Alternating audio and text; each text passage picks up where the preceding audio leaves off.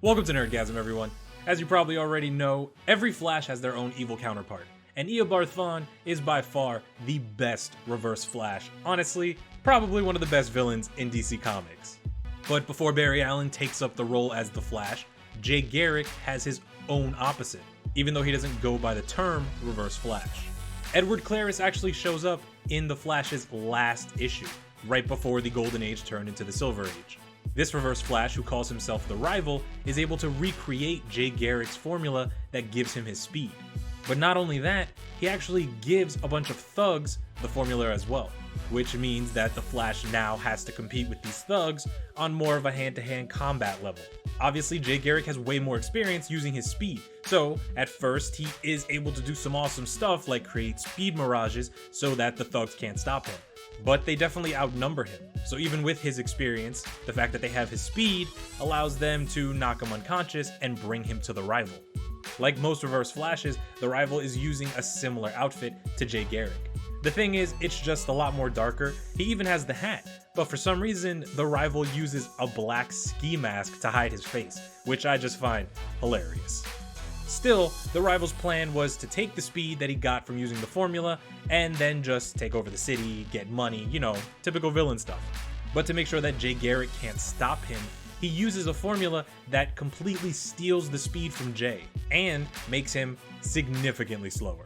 But if you guys know anything about Jay Garrick, then you know he's more than just a pretty face and a super dope outfit.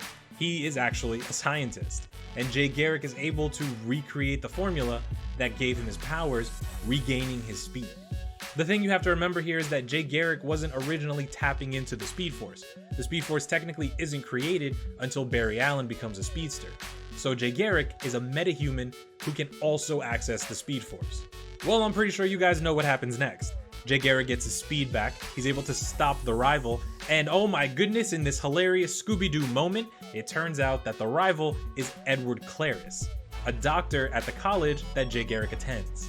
Apparently, Edward Claris overheard some people talking about the Flash and how a student got speed, so he figured that he could do the same to himself. The good thing about Clariss's formula is that his formula is temporary, so as soon as it wears off, he can be held in a normal jail cell. Fantastic for Jay. Here's the problem. We don't actually see the Rival for a significant amount of time, but through a flashback that we see while Jay Garrick is on the JSA, it turns out that Edward Claris comes back for revenge. And during their fight running across the globe, Edward Claris is able to reach light speed and is plummeted into the Speed Force. We've seen people come back from the Speed Force before, Barry, Wally, Max Mercury. The problem is that Edward Claris's speed was temporary.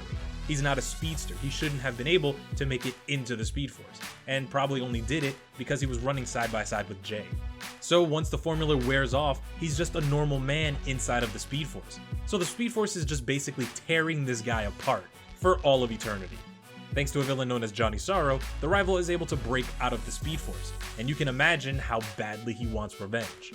Luckily, Johnny Sorrow wants the Rival to get his revenge because he has a whole plan and he needs Jay Garrick out of the way.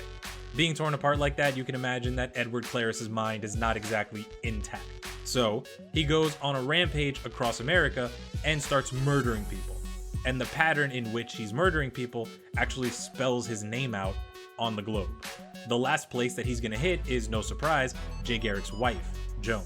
So, Jay immediately goes to try and stop the Rival. The problem is, having been in the Speed Force for so long, Clarris isn't using a formula to go fast. He now has access to the Speed Force.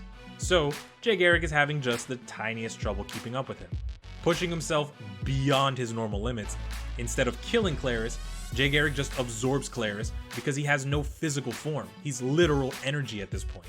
And you would normally think, hey, he absorbed all of the Rival's speed, he was basically speed energy, so boom, the Rival's gone. No. Because Max Mercury's body is thrown into the Speed Force at a certain point, the Rival is actually able to use Max's body as kind of like an anchor to stay in the world. So, he goes to get revenge on Jay Garrick. But instead of doing it the normal way like any villain, just torturing him, he plays the slow game. And he actually puts himself inside of Jay and Joan's life. He pretends to be a doctor, because Joan is diagnosed with cancer, and then Jay starts putting some clues together and realizes that the doctor has been the Rival all along. I love these Scooby-Doo twists. And this was actually really cool because at this point, Jay Garrick is just fed up. I mean, the Rival has been this dude's rival for so long. He has been messing with Jay for so long, and now he put his wife in danger, and Jay's already going through a lot because she has cancer. So he decides to put an end to it, and he definitely planned on killing the rival at this point. Luckily, Impulse shows up and basically saves Clarris. And that's when they learn that Clarris is able to anchor himself into the world by using Max's body. So now we have a lot of problems. Jay wants to kill him because of the wife thing. Impulse wants to kill him because Max is pretty much a father to Impulse. They don't know what to do. On top of that, Clarris is able to get away and steals Impulse's time machine and disappears into a random time that we have no knowledge of. I'm serious. After this issue where the rival is able to get away, we don't see Clarris again. Not in the New 52, not in DC Rebirth, the guy just drops off the map. And seeing as how he's living Speed Force energy, he's definitely somewhere. And I'm pretty sure once they finally bring Jay Garrick back, the rival will make a very loud return. But let me know what you guys think about Edward Claris, aka the rival. Remember, this is the comic book rival, not the TV show rival, so there's a lot of differences here. But let me know what you guys think about him, put it in the comment section down below. And if you guys are new, make sure to hit the subscribe button so that you can stick around and watch more of these awesome videos here on the channel. Don't forget to turn on the bell notification so that you guys know when we post new videos. And thank you guys for supporting this channel, watching the videos, sharing them, doing all that stuff. It means everything. I really appreciate it. And I will see you guys in the next video. Goodbye.